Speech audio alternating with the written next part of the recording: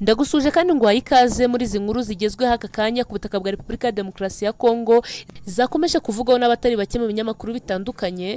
Aho Perezida Paul Kagame yoherereje ubutumwa Perezida wa Congo, ni mu gihe kandi umuhanzi Olomide yahamagajwe ngo yisobanure ku byo yavuze ko M23 ikubita inshuro igisirikare cya Repubulika ya Demokarasi ya Congo. Ni mu gihe kandi ihuriro Ramuka ritavuga rumwe na leta ya Kinshasa ryasabye leta ya Kinshasa gucana umubano na Uganda. Mwabyumvise ko ari inkuru zikomeye ku mutekano, politike na diplomasi nkuzane ngo tuganireho muri aya masaha. Bana natwe ukanda subscribe no butomu tugukore no kunzogera tubane mu atandukanye mbana guteguriye mbahaye ikaze. Perezida Denis Sassou Nguesso wa Congo Brazzaville kuwa gatatu yakiriye anaganira ibiganiro na Minisitiri w'Ububanyi n'Amahanga w'u Rwanda Ambasaderi Olivier Nduhungirehe. Nk'uko byatangajwe na Perezidansi ya Congo na Minisitiri w'Ububanyi n'Amahanga w'u Rwanda, batangaje ko Minisitiri Nduhungirehe yaranashyiriye Perezida Sassou Nguesso ubutumwa nyakubahwa Perezida Paul Kagame yari yamuhaye ngo abugezeyo. Ukuru wa diplomasi y'u Rwanda na Perezida wa Congo kandi ngo baganire kuri kandidatire ya Richard Mihigo u Rwanda rwatanze nk'umukandida mu mwanya w'umuyobozi mukuru w'ishami ry'umuryango w'abibumbye ryita ku buzima OMS ishami rya Afurika. Ngo si ibyo gusa baganiriye kuko baganire n'uburyo bwo guteza imbere imibano usanzwe hagati y'ibihugu byombi. Ni mu gihe muri Nyakanga 2023 Perezida Denis Sassou Nguesso yagiriye uruzinduko rw'akazi i Kigali rwasize yambitswe na Perezida Paul Kagame umudari w'ishimwe witwa Agaciro ngo mu rwego rwo kumushimira umuhate mu guharanira iterambere rya Afurika. Mbere y'uruzinduko rwa Perezida wa Congo i Kigali, iki gihugu cyari cyariyemereye Abanyarwanda kujya muri iki gihugu na viza batse ngo bakazihabwa bagezeyo kandi ku buntu. Nk'uko byatangajwe, urwego rushinzwe amajwi n'amashusho muri Repubulika ya Demokarasi ya Congo rwahamagaje umuhanzi w'ikirangirire muri Afurika ndetse no hanze yayo kwisobanura ku byo yavuze ku gisirikare cy'igihugu nta mirwanire yacyo ahubwo kiri gukubitwa inshyi. Uretse kuba Olomide ariwe watumijwe n'urwego rw'igihugu muri Congo rushinzwe ubugenzuzi bw'amajwi n'amashusho, hahanamagajwe umunyamakuru Jessica Basere wari wamwakiriye muri iki kiganiro. Uyu muhanzi ufatwa nk'ikirangirire gikomeye muri iki gihugu mu njyana ya rumba yahamagajwe nyuma yo kunenga imirwanire y'ingabo za leta ya Kinshasa mu ntambara imaze igihe izihanganishije n'umutwe wa M23 mu burasirazuba bw'iki gihugu. Hari hashize iminsi mike iki kiganiro gitambutse, ubu bikaba umunyamakuru Kabasare Jesse wari uyoboye iki kiganiro yahagaritswe ndetse n'ikiganiro kikaba cyahagaritswe gutambuka kuri televiziyo. Ubutumwa bw'umuyobozi wa televiziyo y'igihugu bwatambutse kuwa gatatu tariki 10 z'ukwezi kwa karindwi bwamenyesheje uyu munyamakuru ko yakoze ikosa yakosora umuririmbyi Olomide kandi ngo azi neza ko igihugu cyabo kiri mu ntambara cyashoweho. Ku rundi ruhande, raporo iheruka y'umuryango w'abibumbye kuri Repubulika ya Demokarasi ya Congo yateje intugunda nyinshi mu banyapolitiki. Iyi raporo yerekana uruhare rwa Uganda mu ntambara yo mu burasirazuba bwa RDC. Ihuriro ry'abatavuga rumwe n'ubutegetsi rya Murika rirasaba ko hafatwa ingamba zikomeye zo kurwanya igihugu cya Uganda. Nyuma y'uko impuguke za Loni zagaragaje ko abayobozi ba M23 bagiye Kampala aho bashoboye kugirana inama n'abandi bayobozi b'imitwe yitwaje intwaro, raporo yemeza ko Uganda yagize uruhare mu makimbirane ifasha M23. Ikirego kitari cyashyirwa ku mugaragaro, Uganda yahise ibitera utwatsi. Nyuma y'iyi raporo, Ramuka ihuriro ry'abatavuga rumwe n'ubutegetsi rirasaba guhagarika umubano w'ububanyi n'amahanga na Uganda. Prince Epenge umuvugizi w'iri shyirahamwe yavuze ko Perezida Felix Tshisekedi na guverinoma ye birengagije nkana uruhare rwa Uganda.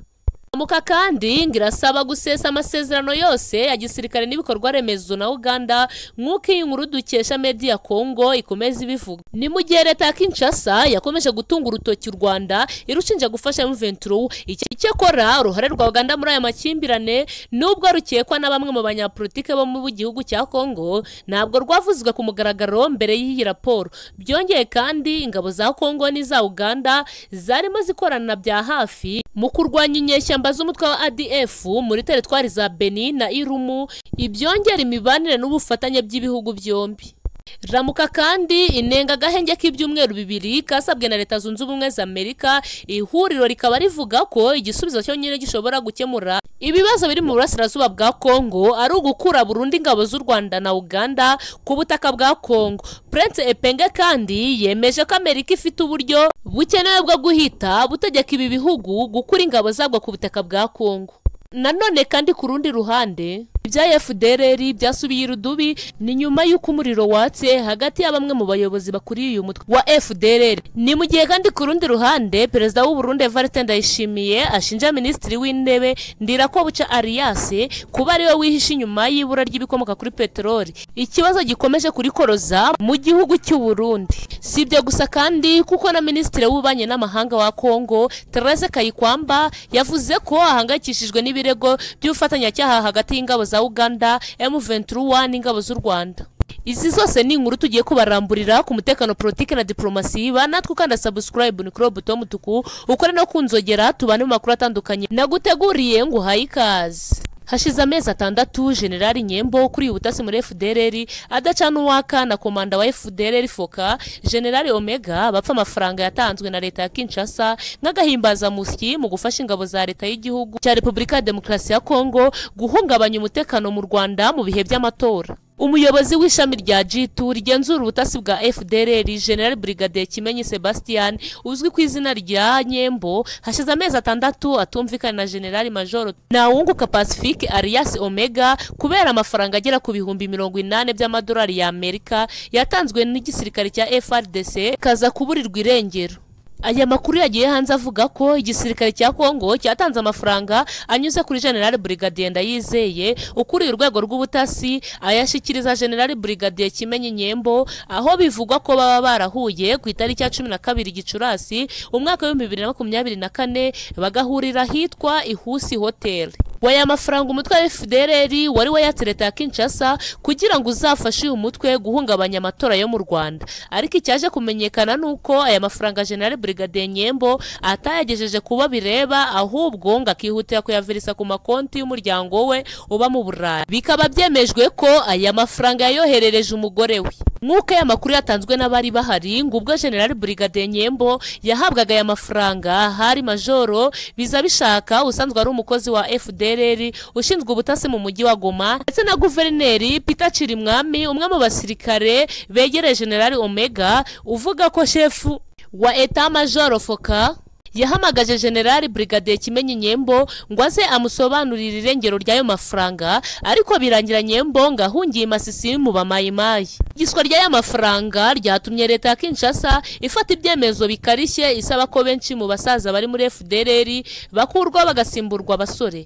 Ku ikubitiro bakaba basabye Lieutenant General Byiringiro Victor na Major Omega Nawunguka na Brigadier Kimenyi Nyembo na General Poete Amikwe n'abandi barengeje imyaka 60 ko bagomba kuvaho ndetse n'izina FDLR rigahindurwa. Umujenerali Nawunguka Pacifique ngo ashinjwa kubakorana na leta y'u Rwanda bitewe nuko Kinshasa itigeze imushira amakenga, mu gihe General Kimenyi nawe ashinja ubujura n'ubusahuzi kandi ko afite gahunda yo kujya mu gisirikare. Bikekwa ko kiri gushingwa na Padiri Nahimana Thomas. Kinshasa ikaba yemeje ko uyu mupadiri ari umutekamutwe ushaka kwirira utwa rubanda. Ku rundi ruhande mu gihugu cy'u Burundi biravugwa ko hashize amezi 7 perezida w'u Burundi na minisitiri w'intebe badacana uwaka, ndetse ko hari n'ibihamya byinshi byerekana ko niyo bahuye badashobora guhererekanya amaboko ngo baramukanye. Kugushwana kwa bombi bivuga ko kwikubitiro byatangiye ubwo Perezida Evariste Ndayishimiye yashakaga gukuraho umugaba mukuru w'ingaba General Prime Niyongaba kugira ngo amusimbuze umuyobozi w'ikigo cy'ubutasi. Ngo ikindi bikekwa ko bapfa ngo nuko minisitiri w'intebe Ndirakobuca yari amaze igihe asura abaturage mu rwego rwo gukemura bimwe mu bibazo bibabangamiye mu maso ya Evariste Ndayishimiye, bikaba bifata nko kwibonekeza mu maso y'abaturage no kubashakamo icyubahiro n'igikundiro, bityo agakeka ko yabashaka kuzamusimbura mu matora ateganyijwe mu mwaka w'ibihumbi 2027. Ngo ibyo byatumye Perezida Ndayishimiye atanga itegeko kuri minisitiri w'intebe ko atagomba kongera gusubira mu baturage